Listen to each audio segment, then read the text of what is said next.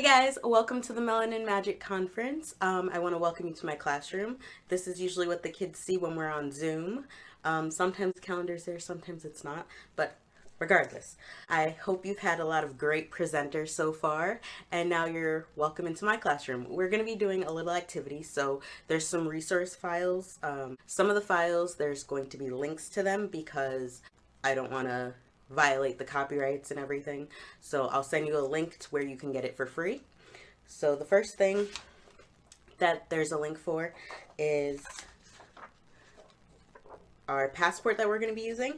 And there is an entire lesson plan. So if you want to copy it, it is there. I also have the standards that this lesson plan is. It's a PDF file and it's in your resources, so you can take notes or you can do the activity follow along.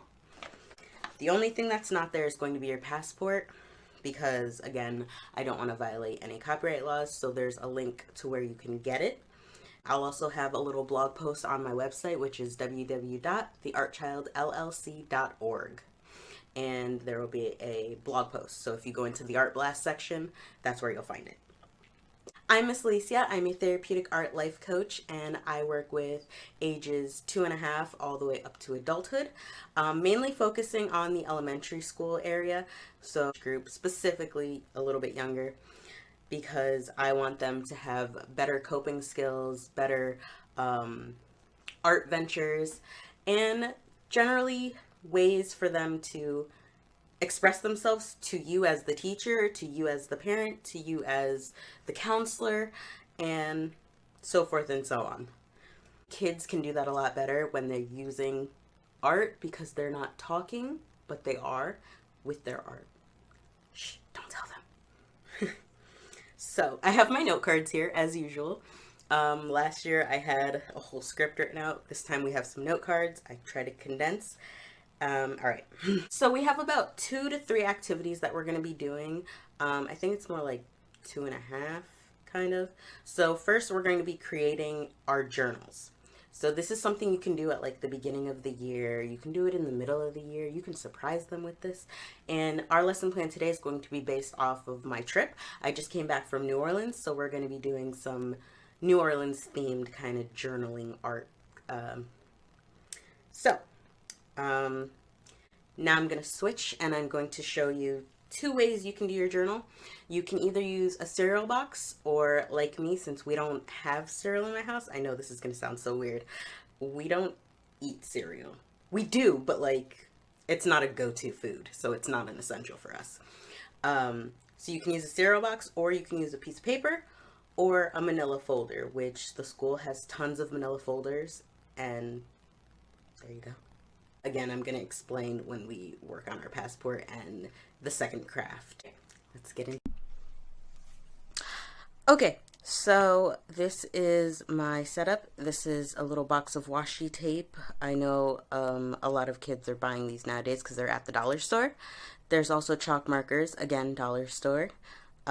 This is spray glue. I'm not sure where I got that, but I'm sure you can find it at Target, Walmart, anywhere where glue is sold. These are my scissors.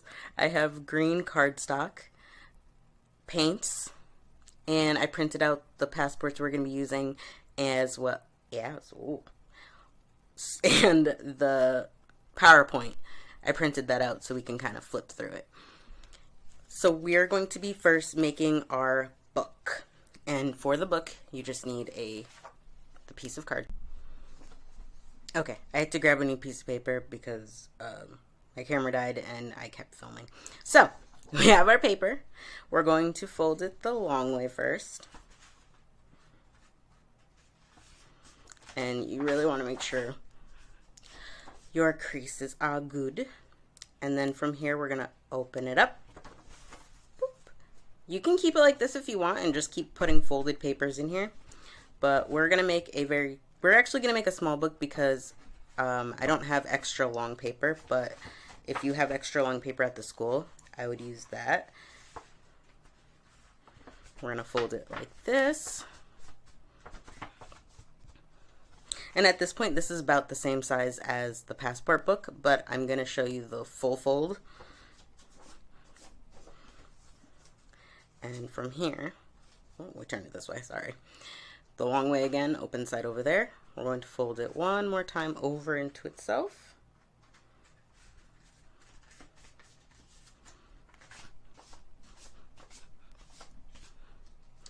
Then we're going to open it up. Just like keep it like this. Keep that open side on this side, or if you're holding it the opposite way, that's fine. You're just not going to cut this side. You're going to cut the side that is closed. And you're only going to cut it, I'm right-handed, so that's why I flipped my paper back over. You're only going to cut to this line.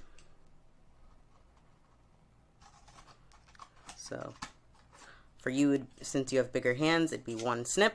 For kids, it'd be about 2 snips. They can go doom, doom, but make sure they stop here. Then we're going to open it up, and you're going to fold it over itself. Pinch those closed, and now you should be able to make a pocket in the papers, since I didn't fold these down all the way. Make sure you crease them very well. And now we have our book. My creases aren't perfect, but that's okay. And now they can use whatever they want to decorate. We're going to be moving on into using the passport as our first activity in our book. So I'll give you a minute to decorate that if you would like.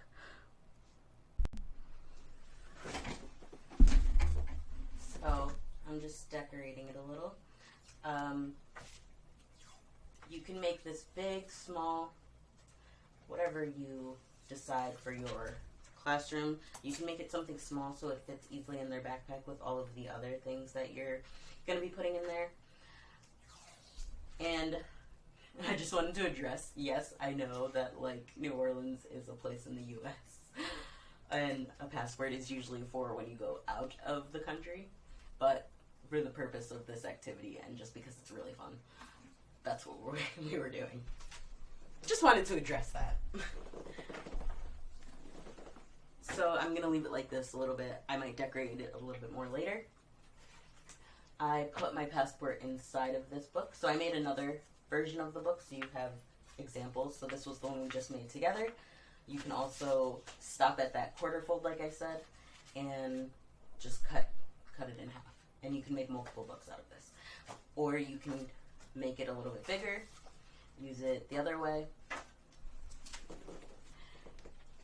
And I can still put more things in here. So like if I wanted to add, pretend this was like another little craft that we did. I can glue it in here or staple it in here. I would recommend stapling more towards when the book's getting like a little bit thicker. If you can, if you have one of those industrial staplers. But I started filling this out a little. So I wrote NOLA, that's what we're talking about today, New Orleans. And this is the PowerPoint that we're learning about the music, the dance, and New Orleans itself. So some of this I would omit for some classes. Other things I would keep in. So we can look at the picture of the map, Kingdom of the Condo. Maybe we can do like a little map activity with that. We can piece it together, cutting out different places there. And cutting out different places there, so making like little geometric shapes that'll fit into a math activity that we can piece together. Maybe using, what are those things called? Not hexagrams, but like the little tanagrams.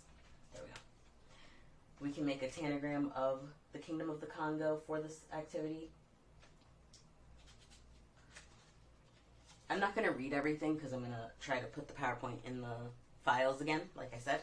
If it's not there, then it's in my blog post. Bambula, like I said earlier, is the name given to the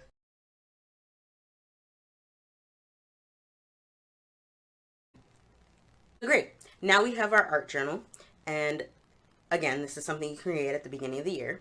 We're going to be using it as our art learning journal. So you can probably use this for the rest of the conference if you want. I know there's a lot of note-taking pages. Each presenter has one, so you can print those off and stick them right in this journal. So what I mean by an art learning journal is that every day the kids are going to be learning something new. You want them to process this, even if it's like a week-long project, a day project. Like our project today is New Orleans. It's a one-day, one-thing event, or one-time learning craft. So we're going to be using that. And at the end of this, I want you to take like a couple minutes and fill in your journal with some ideas and things that you want to remember or you want to learn about New Orleans or that you are going to take away from me, which you want to remember because they're, again, important.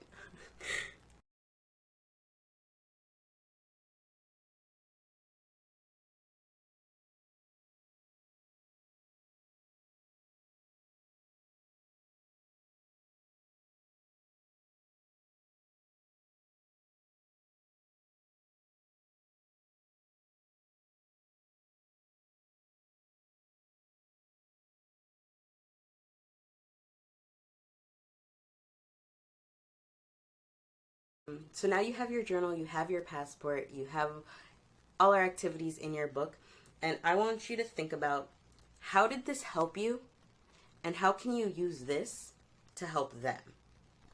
So again, you're not essentially teaching them this, you're working with it. You're working with them through it. So it's hot in here. Okay. Um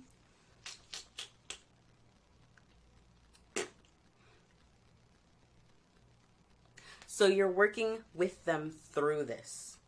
And this is going to be from the beginning of the year to the end of the year. You can create new journals. You can attach these journals together.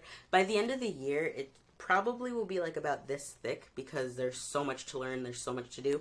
And this is not an everyday thing that you do, obviously. It can be, but you have so much other things to worry about on, and this I might just add on top of it. So this is where the extension comes in.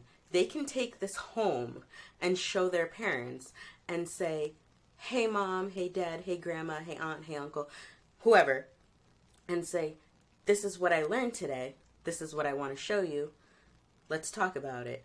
And then they can do an activity with their parents and put it in the journal. And then the journal can come to school, and this is your way of gauging whether there's a learning problem, there's a home problem that maybe the parents want to address to you. They can write like a little secret note to you where they don't need to call you every day and say, hey, this is going on. You can reach out to them and say, hey, I noticed this in your art journal. Do you want to talk about it? Do you need this, whatever. This is like a little secret way of you communicating with the parents, but also the kids are engaging with their parents more, and you're creating this whole, I want to call it a ball, or like a cycle, kind of, where everything is working together and we finally have parents in the classroom again, because I know COVID kind of took all of that away from us, and now we're just getting back into it, and there's so many other things going on. This is another way of you engaging where their heads are at right now. So if they go home and they decide to make like, I froze. So again, that's what I mean by the headspace engagement, because I'm going to keep repeating myself. So so that's how you know what's going on in their head, what they're learning, what you could be looking for, what the families can let you know in their little books, and how. Thank you for clicking on my video. I hope you got something out of this. If you have any questions for me, if you want to talk about this more, work on other projects, I have my blog post, and I will be uploading that on August 9th, so a little bit after the conference. The blog post will go up and it'll discuss further what I talked about here. And I hope you enjoy the rest of the conference. I hope you're getting a lot out of it. I hope you are using your journal to write down little important facts and things. And don't forget that we all have note taking cards in our resource files. So, have a good one. I hope.